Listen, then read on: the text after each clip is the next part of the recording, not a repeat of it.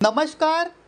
आपला भारत न्यूजमध्ये आपले स्वागत. सर्वसामान्यांच्या स्वयंपाकघराशी थेट संबंधित असलेल्या खाद्यतेलाबाबत महाराष्ट्र शासनाने महत्त्वाचा आदेश जारी केला. खोट्या खाद्यतेलाच्या विक्रीला आळा, वापरलेल्या डब्यात पुन्हा तेल भरण्यावर निर्बंध आणि तळणीच्या तेलाच्या पुनर्वापरावरही आता कडक कारवाई होणार आहे. अन्न व औषध प्रशासनाने जारी केलेला हा आदेश तेलाच्या उत्पादनापासून ते किरकोळ आणि ऑनलाईन विक्रीपर्यंत संपूर्ण पुरवठा साखळीला लागू आहे.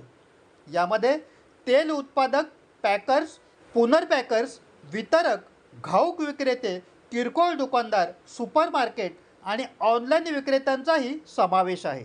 सर्वात महत्त्वाचा नियम, खाद्यतेलाची विक्री सुट्या स्वरूपात करता येणार नाही. तेल सीलबंद, छेडछाड स्पष्ट आणि पूर्ण लेबल असलेल्या पॅकेजमध्येच विकावे लागणार आहे. वापरलेला किंवा गंजलेला डबा पुन्हा भरून तेल विकणे तसेच मुदत संपलेल्या तेलाचे पुन्हा पॅकिंग करणे यावरही कारवाई होऊ शकते. एकाच तेलाचा वारंवार वापर केल्याने त्यामध्ये हानिकारक घटक वाढू शकतात. त्यामुळे तळणीच्या तेलातील TPC म्हणजेच टोटल पॉवर कंपाऊंडचे प्रमाण 25% जास्त झाले असते तेल पुन्हा खाद्यपदार्थ तळण्यासाठी वापरता येणार नाही. असे वापरलेले तेल अधिकृत रुको संकलकाकडे देणे बंधनकारक आहे. याशिवाय खाद्यतेलाच्या पॅकिंगसाठी संबंधित IS 14636 आणि IS 1893/ISO 11949 मानकाचे पालन करणे आवश्यक आहे.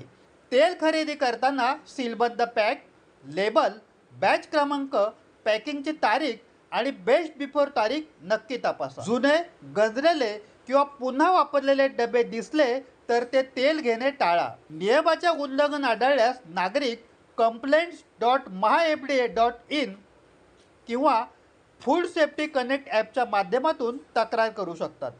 असुरक्षित अन्नासाठी 10 लाख रुपयापर्यंत, अवमानक तेलासाठी 5 लाख रुपयापर्यंत, मिथ्याचापित तेलासाठी 3 लाखापर्यंत आणि भेसळकारक पदार्थासाठी 10 लाख रुपयांपर्यंत दंडाची तरतूद आहे. वैध परवान्याशिवाय व्यवसाय केल्यासही 10 लाख रुपयापर्यंत दंड होऊ शकतो. आणि महत्त्वाचे म्हणजे कंपनीच्या प्रकरणात संबंधित संचालक, भागीदार आणि व्यवस्थापक यांनाही वैयक्तिक जबाबदार धरले जाऊ शकते. त्यानुसार परवाना निलंबित किंवा रद्द करण्याची कारवाईही होऊ शकते. म्हणजेच खाद्यतेलाच्या उत्पादनापासून ग्राहकाच्या स्वयंपाकघरापर्यंत आता नियम अधिक कडक झाले आहेत. त्यामुळे दुकानदारांनीही नियमाचे पालन करावे आणि ग्राहकांनी तेल खरेदी करताना लेबल आणि पॅकिंग नक्की तपासावे. अशाच नागरिकांच्या दैनंदिन जीवनाशी संबंधित महत्त्वाच्या बातम्यांसाठी पाहत रहा आपला भारत न्यूज.